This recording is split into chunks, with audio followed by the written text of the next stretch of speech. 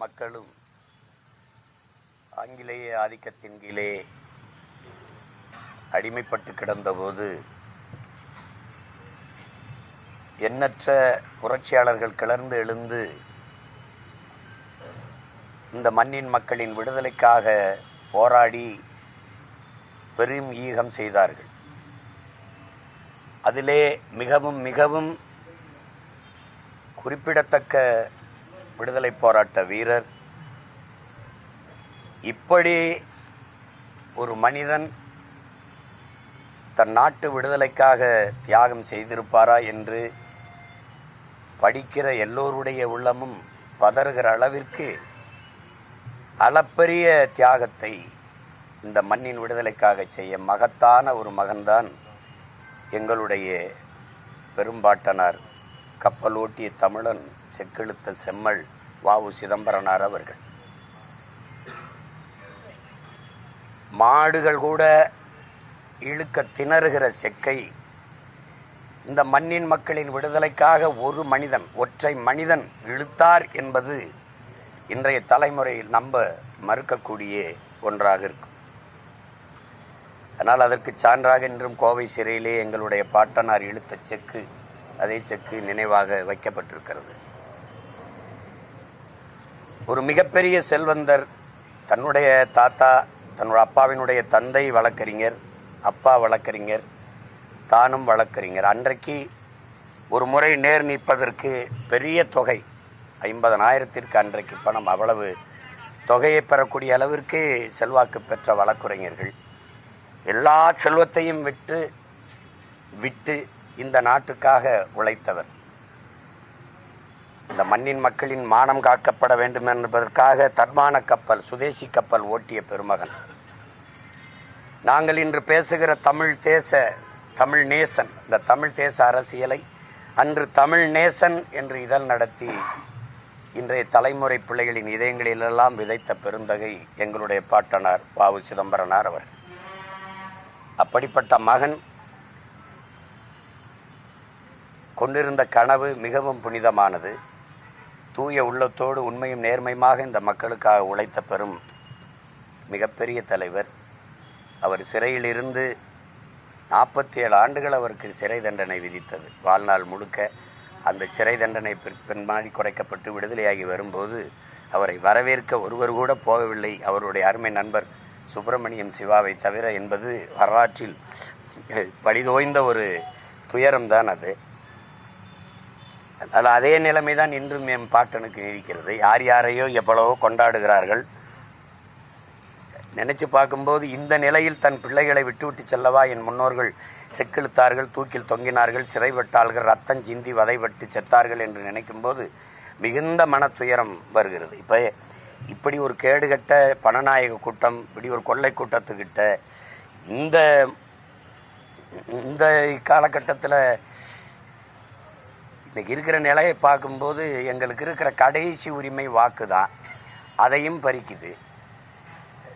அதை போராடி பெற வேண்டிய ஒரு நிலைமைக்கு எங்களை தள்ளி நிறுத்தி இருக்குது இந்த நாடு. இப்படிப்பட்ட ஒரு கேடுகட்ட பணநாயக காலத்தில் மாண்புமிக்க ஜனநாயகத்தை போராடி பெற்று தந்தார்கள் எங்கள் முன்னோர்கள். 89 ஆண்டு ஆயிடுச்சு அவர் மறைந்து. இன்றைக்கு போக போக கல்வி அறிவு பெற்று வளரும்போது அடுத்தடுத்த தலைமுறைகள் மிகச்சிறப்பாக இந்த நாட்டை நிர்வகித்து கொண்டு போவார்கள் என்றுதான் அவர்கள் நினைத்தார்கள். ஆனால் இன்று பார்க்கிற போது எது ஒன்றும் அவ்வளவு கடினமாக இருக்குது. அன்றாட வாழ்க்கைக்கு கல்வி கற்பது, மருத்துவம் பெறுவது, வேலை வாய்ப்பை பெறுவது, பசியோடு 28 விழுக்காடு மக்கள் இரவு உறங்கப் போகிறார்கள். பல கோடிக்கணக்கான பச்சிலை குழந்தைகள் பசியோடு தூங்கப் போகிறார்கள். அடிமை இந்தியாவில் பகத்சிங் முன்வைக்கிறான் முழக்கத்தை. கல்விக்கு இயங்காத மாணவன், வேலைக்கு அலையாத இளைஞன், பாலுக்கலாத குழந்தை, இதுதான் என் கனவு இந்தியான்னு. விடுதலை பெற்று 79 ஆண்டு ஆக போது இன்னும் அதே முழக்கம் அப்படியே இருக்கு. அது ஒன்றும் நிறைவு செய்யப்பட்டதா தெரியல. எங்களுடைய முன்னவர், எங்களுடைய போற்றுதற்கும் வணக்கத்திற்கும் எங்கள் பாட்டனார் செக்கிழுத்த செம்மல் கப்பல் ஓட்டிய தமிழன் வ.உ. சிதம்பரனார் அவர்கள் கொண்டிருந்த கனவு என்பது நாடும் மக்களும் நன்றாக இருக்கணுங்கிறதான், பெருமைப்பட வாழணுங்கிறதான், வறுமை ஏழ்மை ஒழிந்து நல்ல கல்வி அறிவு பெற்று அறிவார்ந்த சமூகமாக அதற்கான வேலையை பெற்று உரிய சம்பளத்தை பெற்று உயர்ந்து சிறந்து வாழ வேண்டும் என்பதுதான். அந்த கனவை சுமந்து அவர் பேரப்பிள்ளைகள் இந்த நிலத்தில் களத்திலே நின்று போராடுவோம் என்கிற உறுதியை எங்களுடைய பாட்டனாரின் நினைவு நாளில் நாங்கள் ஏற்கிறோம். அவருடைய வழியே வருகிற வீர மானத்தமிழ் பிள்ளைகள் பெருமிதத்தோடும் திமிரோடும் எங்கள் பாட்டனாருக்கு எங்கள் புகழ் வணக்கத்தை செலுத்துகிறோம். எஸ்ஐஆர் பணிகள் மிகவும் கடினமா இருக்கு வேலை அப்படின்னு சொல்லிட்டு வருவாய்த்துறை சங்கங்களுடைய கூட்டமைப்பு 42,000க்கும் மேற்பட்டோர் இன்னைக்கு இந்த எஸ்ஐஆர் பணிகளை புறக்கணிச்சிருக்காங்க. வருவாய்த்துறையில் பணியாற்றுபவர்கள் ஒரு கல்வி அறிவு பெற்றவர்கள், அவர்களுக்கே அது சிரமம்னா அடித்தட்டில் இப்போ நீங்கள் ஹெல்த்து ஆஃபீஸர் இல்லை லேபர் இந்த மாதிரி ஆட்களை அங்கன்வாடியில் வேலை செய்கிற நம்மளுடைய அக்கா தங்கைகள், சத்துணவு பணியில் வேலை செய்கிற அக்கா தங்கைகள், இவங்கள தான் நீங்கள் பணியமர்த்தியிருக்கிறீங்க. அப்போ அது எப்படி அது தகுதி வாய்ந்த அதிகாரிகளினுடைய சான்றிதழ் அப்படின்னு சொல்கிறீங்க. இவர்களெல்லாம் தகுதி வாய்ந்தவர்கள் தானே இந்த பணியை செய்வதற்கு? நீங்கள் நல்லா யோசிச்சு பாருங்கள். இப்போ பாரதிய ஜனதா இந்த எஸ்ஐஆரை கொண்டு வருது, சிறப்பு வாக்காளர் திருத்தத்தை கொண்டு வருது. செயல்படுத்துறது யாரு? நீங்கள் இப்போ ஜிஐடிவியில் இருந்து அவங்கெல்லாம் நாங்கள் பணி செய்ய வரலை, எங்களுக்கு அவங்க 10 கோரிக்கையை வைக்கிறாங்க. அதில் ஒன்று எங்களுக்கு பழைய ஓய்வூதியத்தை நீங்கள் உறுதி செய்யுங்க, எங்களால் பணிக்கு வர முடியல சுமைன்னு சொல்கிறாங்க. நீங்கள் இந்த கோரிக்கையிலெல்லாம் புறந்தள்ளிட்டு வேலைக்கு வரலைங்கிறதுக்காக உடனே தலைமைச் செயலாளர் நீ வரலைன்னா உன் ஊதியத்தை துண்டிப்பேன் அப்படின்னா இப்போ யார் இதை கடுமையாக திணிச்சு இந்த எஸ்ஐஆரை செயல்படுத்துறது யாரு? யாருன்னு சொல்லுங்கள். மம்தா இப்போ செயல்படுத்த முடியாதுன்னு பேரணி மக்களை திரட்டி போகும்போது நீங்கள் ஒப்புக்கு ஒரு ஆர்ப்பாட்டத்தை போட்டுவிட்டு ஒரு உங்களோட கூட்டணி வச்ச கட்சியில் கூப்பிட்டு பேசிவிட்டு இது இவ்வளவு தீவிரமாக நீங்கள் திணித்து செயல்படுத்த வேண்டிய தேவை என்ன இருக்குது? இப்போ நீங்கள் பிஎல்ஓ ஆஃபீஸர் அது போட்டி இல்லை, பூத் லெவல் ஆஃபீஸரை போட்டி இல்லை, அவன் பண்ணி தானே. உங்கள் கட்சிக்காரனுக்கு என்ன வேலை? என்ன வேலை? உங்கள் கட்சிக்காரர் எது கூட போகிறாங்க? உங்கள் மாமன்ற உறுப்பினர்கள், உங்கள் மாவட்ட செயலாளர், உங்கள் கட்சிக்காரங்களுக்கு அங்கே என்ன வேலை? என்ன வேலை? அங்கே போய் என்ன செய்வோம்? உங்கள் கட்சி வாக்க தவிர மற்ற தூக்கி விடுறத தவிர வேற என்ன பண்ணி நடக்குங்க? நீங்கள் எல்லாம் சொல்லுங்க. இங்கே மனச்சான் இருக்கு. இந்த கட்சிகள் கள்ள வாக்கை பதிவு செய்திருக்கிறதா இல்லையா? ரொம்ப தூரம் நடந்தது வேணா. ஈரோடு கிழக்கில் கள்ள வாக்கு பதிவு செய்ததா இல்லையா? சொல்லுங்க. வாக்குக்கு காசு கொடுத்ததா இல்லையா? அப்புறம் என்ன நேர்மை உண்மையான நிர்வாகம் வரப்போகுது? இந்த எஸ்ஐஆரை திருத்தி எனக்கு இருக்கிற கடைசி உரிமை இந்த வாக்கு தான். அதை காப்பாற்ற வேண்டிய பொறுப்புக்கும் கடமைக்கு என்னை தள்ளிட்ட. நீ இந்த வாக்கையும் பறிக்கிற. இது எப்படி கொடுமை பாருங்க. இது என்ன மாதிரியான ஆட்சி முறை? இது எப்படி? இது ஏன் இவ்வளவு சிரமமா இருக்கு நாங்க வாழ்றது? திருத்தம்னா எது தவறு நடக்கோ தவறை திருத்துறதுக்கு பேர் தான். களை எங்க இருக்கோ அதை தான் பிடுங்கணும். மொத்தமா அழிச்சுட்டு மறுபடியும் நடுவோம்னா யார் முட்டாள்? நீ யார் நாங்களா? யார் பைத்தியம்? இதுல தம்பி ஒரு நிலத்துல களை இருக்குன்னா களையை கண்டு அப்படி பிடுங்கி போடணும்பா. மொத்தமா அழிச்சுட்டு மறுபடியும் நடுவோம் வாங்கன்னா எப்படி? இப்ப என்ன பிரச்சனை? எங்க வாக்கை எதுக்கு நீ மறுபடியும் பதிவு செய்யணுன்ற, மறுபடியும் சரி செய்யணுங்கிற? உன்னால முடியலையா? எவன் 2 வாக்கு வச்சிருக்கிறாங்கிறத கண்டுபிடிக்க முடியலையா? இறந்தவர்களுக்கு சான்றிதழ். இப்ப எங்க ஐயா ஏகலைவன் உங்களுக்கு தெரியும், பத்திரிக்கையாளர். அவங்க மாமியார் இறந்து 15 ஆண்டு ஆகுதுங்கிறப்பல எழுதி தேர்தல் ஆணையத்துக்கிட்ட 2 தடவை கொடுத்தேங்கிறப்பல மறுபடியும் இன்னைக்கு உங்க மாமியார் இருந்த ஓட்டு இது அவங்கள கூப்பிடுங்க கையெழுத்து போடணும்னா இது எந்த மாதிரி செயல்? அப்போ இந்த 2 தேர்தல் அவங்க மாமியார் ஓட்டை யாரோ போட்டிருக்கான். எப்படி நடக்குது பாருங்க. பீகார்ல இந்த எஸ்ஐஆருக்கு அப்புறம் இவ்வளவு குளறுபடி இருக்குன்னு யோகேந்திர யாதவ் உச்ச நீதிமன்றத்தில் தாக்கல் செஞ்சிருக்காரு இல்லையா? 81 லட்சம் பேர் ஏன் விடுபட்டான்? நீ இரட்டை வாக்குரிமைனா ஒரு வீட்டுல 100 ஓட்டு பதிவாயிருக்கு. ஒரே வீட்டுல 100 பேர் வாழ்வானா? ஒரு வீட்டுல. அப்ப நீ அவ்வளவு பதிவு பண்ணி வச்சிருக்கிற. ஐயா ரவிக்குமார் விடுதலை சிறுத்தைகள் நாடாளுமன்ற உறுப்பினர் எழுதின கட்டுரையை படிச்சு பாருங்க. இவ்வளவு புள்ளி வரமா எழுதியிருக்காப்ல. ஒவ்வொருத்தரும் 2 வாக்குரிமை 2 வாக்குரிமை வச்சிருக்கிறவன் எண்ணிக்கை இருந்ததை விட பல மடங்கு கூடி இருக்கு. அப்ப இந்த எஸ்ஐஆரால எந்த பயனும் இல்லை. இந்த சிறப்பு சீர்திருத்தம்ங்கிறது வாக்கு திருத்தமா தான் இருக்க ஒழிய இது சீர்திருத்தமா அங்க இருக்கு. பாஜக மூத்த தலைவர் தமிழிசை சவுந்தரராஜன் என்ன சொன்னாங்க அப்படின்னா, இப்ப இந்த எஸ்ஐஆரால இப்ப பீகார்ல வாக்கு சதவீதம் அதிகரித்திருக்குல்ல அப்படின்ற ஒரு பாயிண்ட். கள்ள ஓட்டு போட்டா வாக்கு சதவீதம் 81 லட்சம் பேர் வெளியில நிக்கிறானே ஏன்னு சொல்ல முடியுதா? எங்க அதிகரிச்சிருக்கு? இருக்கிற வாக்காளர்ல 8,22,000 நீங்க இதுல 81 லட்சம் பேர் வெளியில் நிக்கிறானே எங்க அதிகரிச்சிருக்கு? எதிர்ப்பு தெரிவிக்கலன்னு சொல்றாங்க. போராட்டமும் எதிர்ப்பு யாருக்கிட்ட தெரிவிக்கிறது? இந்த ஈனப்பயல்கிட்ட என்ன எதிர்ப்பு பேசினாலும் எது பேசினாலும் பயனில்லைன்னு போயிட்டான் மக்கள். நீ தான் போராடுற திறனை ஒழிச்சிட்டு நீ என்ன நேர்மையான கடைசி நேரத்தில் 10,000 பெண்கள் வங்கி கணக்குக்கு நீ பணம் போட்டு வாக்க பறிக்கிற. நீ என்ன நேர்மை பத்தி பேசுற? ஒரு தேர்தலில் இலவசத்தை எதிர்த்து பேசுற. 10,000 ஒவ்வொரு பெண்களின் வங்கி கணக்குக்கும் போட்டியலா இல்லையா? 14,000 கோடி முதலீடு பண்ணிருக்கீங்களா இல்லையா? இத வெற்றி எதுக்கல? இத காசை கொடுத்து வாய மூடிட்டா அப்புறம் என்ன எதுப்பேன்? எப்படி எதுப்பேன்? பெரிய ஆட்சி இதுல வேற நேர்மைக்கு கிடைச்சது, எங்க உழைப்புக்கு கிடைச்சது. எப்படியா? இவங்க 1000 கொடுக்குறாங்க, அவங்க 10,000 கொடுக்குறாங்க. அது எப்படி தம்பி? அது ஏன் 10,000 அந்த கடைசி தேர்தல் நேரத்தில் கொடுக்குற? அறிவிச்ச நேரத்தில் கொடுக்க வேண்டியதானே? அது ஏன் இந்த 5 வருஷம் ஆட்சி காலத்தில் கொடுக்காம இந்த தேர்தல் நேரத்தில் அறிவிச்சு கொடுக்குறீங்க தம்பி? அப்பதான் பாசம் வருது இல்லையா? அப்பதான் எங்களுக்கு பசி வறுமையெல்லாம் இருக்குது உங்களுக்கு தெரிய வருது. இப்ப இதையே கேட்போம், இந்த போலி வாக்காளர்களை நீங்க எப்ப கண்டுபிடிச்சீங்க சொல்லுங்க. நேத்து நடந்த தேர்தலில் போலியா போட்டிருக்கான்னு கண்டுபிடிச்சிட்டா உடனே நீக்க போற. அப்படியா? இல்ல நீண்ட காலமா போட்டுக்கிட்டு இருக்கான்ல, அதுல உனக்கு போட்ட ஓட்டுலயும் போலி ஓட்டு இருக்குல்ல. இப்ப ஏன் இதை திருத்தியே தீரணும்ன்ற? ஏன்னா உனக்கு இங்க ஓட்டு இல்ல. அப்ப நீ பீகார் மாதிரி இங்க வந்து இந்த திமுக போகும்போது ஒரு வேளை அந்த வரவேற்புல என் படம் இருந்ததுன்னு வச்சுக்கிறேங்க, அந்த வீட்டுல ஓட்டு இருக்குமா? இல்ல தம்பி விஜய் படம் இருக்குது, அந்த வீட்டுல அவங்களுக்கு ஓட்டு இருக்குன்னு நினைக்கிறீங்களா? திமுக போகும்போது அம்மா ஜெயலலிதா படம் அல்லது ஐயா எடப்பாடி படம் இருந்தா அங்க இருக்குமா? இல்ல பிஜேபி போகும்போது இஸ்லாமிய இருக்கிற வீட்டுல அவனுக்கு ஏதாவது ஓட்டு இருக்குமா? எப்படிப்பட்ட ஜனநாயகம் அது?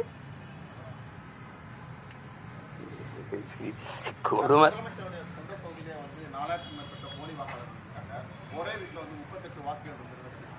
ஏன் அவ்வளவு நேர்மையானவர்கள் அந்த வெற்றி செல்லாதுன்னு அறிவிக்க வேண்டியது என்ன பண்ணீங்க? கோமால படுத்திருந்தீங்களா? அப்படி கொஞ்சம் குழாவும் போது வந்து காசு வெளியிடும் போது கூப்பிட்டு கையை பிடிச்சி பேசும்போது விஷயம்போதெல்லாம் நீங்க கள்ள ஓட்டு போட்டு 4,500 ஓட்டு ஜெயிச்சிருக்கீங்க, போலி வாக்கல, அதெல்லாம் பேசல தம்பி. முடிஞ்சு போச்சு. இங்க பிப்ரவரி 10ஆம் தேதி தேர்தல் அறிவிக்க போற. 2 மாசம் இருக்கு. அவர் 5 வருஷம் இருந்துட்டு அவ்வளவு முதலமைச்சரா. இப்ப வந்து போலி வாக்காளர்களை கண்டுபிடிக்கிறீங்க. கொளத்தூர்ல மட்டும்தான் போலி வாக்காளர் இருக்கானா? மற்ற தொகுதியெல்லாம் இல்ல. பிஜேபி வென்ற தொகுதியெல்லாம் இல்லையா? சொல்லுங்க. பிஜேபி கோவை தெற்கில் வென்றுச்ச எல்லாமே நேர்மையான வாக்காளர்கள் தானே? பேச வேண்டிய தேவை இருக்கு, பேசுறீங்க. எங்களுக்கு என்ன பண்றதுன்னு தெரியல, கேட்டுட்டு போறோம். வேற என்ன பண்றது? ஏன்னா உங்களுக்கு வேலை இல்லை, எங்களை சித்திரவதை செஞ்சு விளையாடுறீங்க, எங்களுக்கு பொழப்ப பார்க்கணும். அதனால நாங்க என்ன பண்றோம்னு தெரியாம போறோம். எப்படி இது? எந்த மாதிரி நீங்க சொல்லுங்க. இது சரியா இருக்கும்னு சொல்லுங்க. சரி, திருத்தம் பண்ணணும், அதுக்கு ஒரு கால அவகாசம் எடுத்து செய்ய வேண்டியதானே? நீ நவம்பர் 4 தொடங்குறீங்க, பிப்ரவரி 7 அறிவிச்சிருவோன்றீங்க. பிப்ரவரி 7 முழு வாக்காளர் பட்டியல் சீர்திருத்தம் பண்ணி அறிவிச்சிருவோன்றீங்க. எவ்வளவு காலம் இருக்கு? சரி, அதுல அறிவிச்சதுல எங்க விட்டுருச்சு, எங்க பேரெல்லாம் திருப்பி முறையிட்டு அந்த வாக்கை திருப்பி நான் அந்த உரிமையை பெறுவதற்கு காலம் இருக்கா? ஏன்னா நீ பிப்ரவரியிலே அறிவிச்சிருவா, மார்ச் ஏப்ரல்ல தேர்தல், மேல பதவி ஏற்கணும். அறிவிச்சிருவீங்களா இல்லையா? அப்ப தேர்தல் அறிவிச்சிட்ட பிறகு நான் எங்க போய் என் வாக்கு தேடி கண்டுபிடிக்கிறது? அதனாலதான் சொல்றேன், வாக்காளர்கள் எங்களுக்கான ஆட்சியாளர்களை தேர்வு செஞ்சோம். இப்ப ஆட்சியாளர்கள் தங்களுக்கான வாக்காளர்களை தேர்வு செய்யறாங்க. அந்த முறைதான் இந்த எஸ்ஐஆர். புரியுதா? இதனாலதான் பிரதமர் சொல்றாரு பீகார் போன்றே தமிழகத்திலும் நான் சொல்றேன், நாட்டை தான் கொடுத்துட்டோமே, நாட்டையே கொடுத்துட்டோம், நாசமாக்கிட்டிய. இதையும் முடிச்சுட்டு போங்க, இந்த அரக்கரவுண்டையும் முடிச்சுட்டு போங்க. என்ன இருக்கு உங்களுக்கு? என்ன இருக்கு எங்களுக்கு சொல்லுங்க. 1.5 கோடி பீகாரியம் வந்திருக்கான். பீகாரை போல இந்த கடைசி 13ஆவதுல பீகாரை மாதிரியா எடுத்துக்கொண்டுனா இங்க எதுக்கு பீகார் வரேன்? எதுக்கு வரேன்? ஏன்னா இங்க இருக்கான். நீங்க எழுதி வைங்க, அவன் காங்கிரஸ் ஓட்டர்ஸ் கூட கிடையாது, கம்ப்ளீட் பிஜேபி ஓட்டர்ஸ் தான். இங்க இருக்கிற வட இந்தியவனையாவது யாருக்கு போடுவேன்? மோடிஜி பிஜேபி வேணா இதை தூக்கி போய் கேட்டு பாருங்களேன், சொல்லுவானா இல்லையா? அப்புறம் நீ இந்திய திணிச்சா எதுக்குற? ஏண்டா உன்னை இந்திக்காரனை திணிக்கிறேன், என்ன பண்ணுவேன்?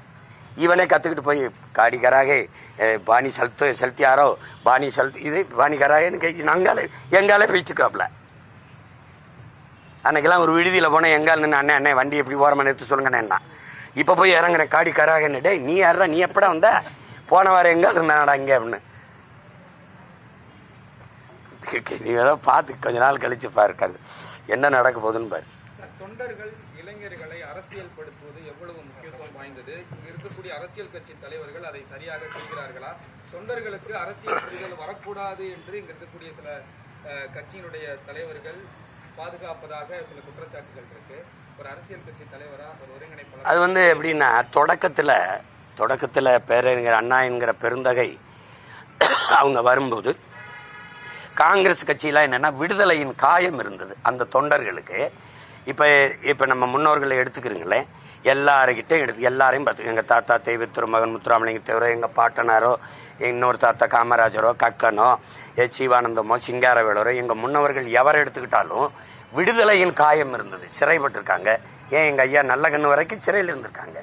அப்ப மீச முடிய ஒவ்வொன்னா பிடுங்கி சுருட்டால சுட்ட போது கூட, நெருப்பால சுட்ட போது கூட விடுதலை போராட்டத்திலிருந்து வெளியேறாத ஈகம் இருக்கு. அவனுக்கு அந்த காயம் இருந்ததுனால ஒழுங்கு இருந்தது. அதுக்கு பின்னாடி வந்த திராவிட இயக்கம் வரும்போது, அது பேரறிஞர் அண்ணா வரும்போது, அவரை சுற்றி இருந்த எல்லாருமே 100க்கும் மேற்பட்ட பெருங்கல்வியாளர்கள் தெரியும். நெடுஞ்செழியன், அன்பழகன், மதியழகன், உங்களுக்கு தெரியும் பாப்பா. அவங்க கிட்ட ஒரு ஒழுக்கம் இருந்தது. மாலை நேர கல்லூரி போல நடந்தது.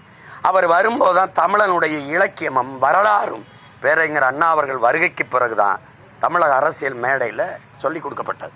அதனாலதான் அளப்பெரிய மேதைகள் வந்தாங்க. எங்க மாமா காளிமுத்து போன்றவர்கள், இந்த நாஞ்சில் மனோகரன் போன்ற மேதைகள், உங்களுக்கு தெரியும், அவங்க பேச்சுகள் எல்லாம் அவ்வளவு சிறப்பார். பின்னாடி தன்னலம் மேலே ஏறி ஏறி இவங்க வர வர, அது எங்க ஐயா இருக்கார் பாருங்க, எங்க ஐயா சகாய ஐயாவை நான் ஒரு தடவை சந்திக்கும் போது, இந்த குடிமை பணிக்கு பயிற்சி கொடுக்கிற போது அவங்க என்ன சொல்லுவாங்கன்னா, மக்களுக்கு கற்பிச்சிடாத, கற்பிச்சிட்டின்னா அவன் நம்மள கேள்வி கேட்பான், நம்மகிட்ட பதில் இருக்காது. அப்போ உனக்கு மக்களுக்கு இடையில ஒரு தூரம் இருக்கணும்னு படிப்பிப்பாங்களாம். அதை எனக்கிட்ட சொன்னார், இப்படிதான் கற்பிக்கிறான் அப்படின்னு. அதையும் மீறி கற்பிச்சவர்கள் தான் ஐயா இறையன்பும் ஐயா சகாயம் போன்றவர்கள். உங்களுக்கு புரியுதுன்னு நினைக்கிறேன். அப்ப இந்த இயக்கங்கள் தன்னலம் பெருத்து ஊழல் லஞ்சில ஊறி திளைத்து எந்த கனவுல பேரறிஞர் அண்ணா தொடங்கினாரோ அந்த கனவை சிதைச்சு முறையற்ற நிர்வாகம் மக்களாட்சியை தன் மக்களாட்சியாக மாற்றி கொண்டு வந்த பிறகு மக்களுக்கு போதிப்பது, கற்பிப்பது, இந்த அறிவியல் சார்ந்து. இப்ப நீங்க சொல்ற ஒருத்தன் கேட்கிறான், தற்குறி கூட்டம்னு சொல்றீங்களே, எங்களை தற்குறியா வளர்த்தது யாருன்னு கேட்கிறான். இறை வழிபாட்டை விமர்சித்த அந்த இயக்கங்கள் திரை வழிபாட்டை போற்ற வச்சிருச்சு. கடவுள் வழிபாட்டை விட கதாநாயக வழிபாடு புனிதமானதுன்னு கட்டமைச்சிருச்சு. அது இப்ப அனுபவிக்குது. உங்களுக்கு அண்ணன் சொல்றது விளங்கிருச்சுன்னு நினைக்கிறேன். அப்ப அதுல போய் தவறு நான் ஏற்கணும், நீங்க ஏற்கணும், எனக்கு முன்னவர்கள் ஏற்கணும், என் பெற்றோர்கள் ஏற்கணும், உடன் பிறந்தார்கள். என சிந்தனை என்பது சமூகத்தின் விளைச்சல். சிந்தனை தான் சமூகத்தின் விளைச்சல். சிந்தனை தான் செயல்வாக்கம் பெறுது. செயல்தான் ஒழுக்கத்தை தீர்மானிக்குது. ஒழுக்கம் தான் வாழ்க்கை தீர்மானிக்குது. இப்ப சிந்தனையை யார் தீர்மானிச்சா? சமூகம். சமூகம் யாரு? நானு, நீங்களும், ஆட்சியாளர்னு எல்லாரும். இந்த தவறுக்கு யார் பொறுப்பா இருக்கணும்? எல்லாரும்.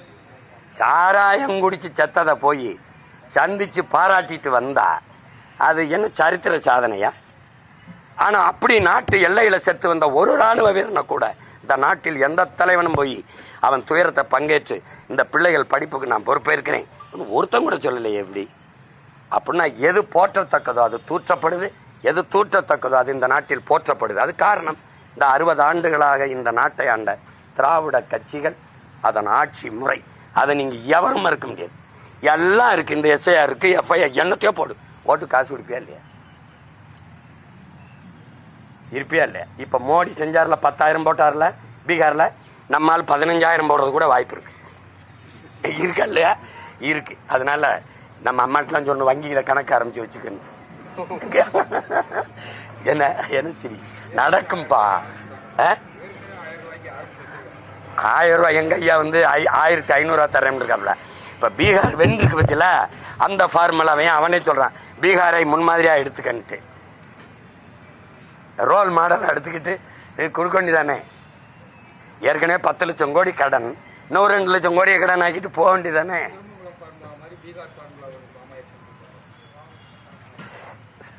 திருட்டுமங்கலம் ஃபார்முலான்னு அதுக்கு ஏன் அந்த ஊர் பேரை கெடுக்கிற? திருமங்கலம் ஃபார்முலான்னு சொல்லாத. அது ஒரு ஏதோ ஒரு கோஷ்டியில் ஆயிடுச்சு. அன்னைக்கு காங்கிரஸ் காசு கொடுக்குது. அண்ணா அவர்கள் தோத்துறாங்க. அப்போ அரையனா இந்த 50 காசு ₹1 அப்படி கொடுக்கறதுலயே அப்பவே பேசுறாரு, ஓட்டுக்கு எதற்காக இந்த காங்கிரசார் காசு கொடுப்பானேன், காசை கொடுத்து விட்டு 7 கடல் தாண்டி 7 மலை தாண்டி அங்கிருக்கிற வெங்கடாசலபதியை துணைக்கு எதுக்கு அழைத்து வருவானேன், அந்த படத்தில் அடித்து எதுக்கு சத்தியம் வாங்குவானேன், இதற்கு பதில் வைத்திருக்கிறார்களா இந்த காங்கிரசார் அப்படின்னு பேசுறது இருக்கு. ₹2 கொடுத்ததுக்கு அந்த பேச்சு பேசியிருக்காப்ல. இப்ப அவர் பிள்ளைங்க 2000 டெவலப்மெண்ட்ல வருது. இதெல்லாம் டெவலப்ல வருது. அவர் தான் சொல்றாரு, சாராயம் வித்த காசு அதுல அரசை நடத்துறது குஷ்டரோகியில் இருக்க வெண்ணெய்க்கு சமம்டான்னு. அண்ணா சொன்ன அந்த வெண்ணெயத்தான் அவர் பேரை சொல்லி கட்சி நடத்துற பிள்ளைகள் விரும்பி விரும்பி சாப்பிடுது. புரியுதுன்னு நினைக்கிறவனு. கோயில்ல ஒரு அர்ச்சகர் வந்து உள்ளத்திலும் கோயிலையும் தாமரை மலர வேண்டும் சேகர் பாபு கடுமையா கண்டனம். அர்ச்சகர் வரைக்கும் தண்ணியிலே மலர்றது இல்ல. எங்க ஊர்ல வெங்காய தாமரை தான் மலருது. அவர் ஆசைப்படுறாரு, இதுக்கு என்ன பண்றது? அவர் துறை தானே, அறநிலைத்துறை. அவர் மேல நடவடிக்கை எடுக்க வேண்டியதானே. நடவடிக்கை எடுத்த கடுமையான பாஜக களத்துல இறங்கணும் தமிழிசை மிரட்டுறாங்க. நாங்க நடவடிக்கைக்கு ஆதரவா இறங்குவோம். எப்படி இருக்கும்? நல்லா இருக்குல்ல?